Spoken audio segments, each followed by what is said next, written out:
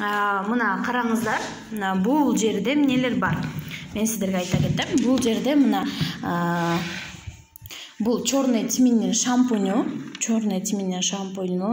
225 миллиграмдыгы бар, жана 500 миллиграмдыгы бар да. Бул чачыңызды өстүрөт, какашын кетирет, ошондой эле структурасын оңдойт да, түшүүсүн токтотот. Анан еще с маслом черного тмина. Андан кийин мына бул деген моющее средствосы, аябай коюу, кичине эле тамчылатсаңыз көпкө жетет. Бул антибактериальный средствосы, мына тоже хороший. Мына бул чесночный шампунь, мына мындай кичинекейи, анан мындай чоңу бар да.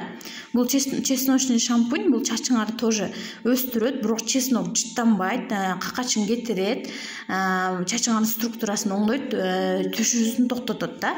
Ошондой эле мына мондай зубный пасталар бар. Зубный пасталар кичинекей эмес. Зубный пасталар мондай чоң. Мына мондай чоң да. Мында бирөөсү бар. Мына ошондой чоң зубный паста.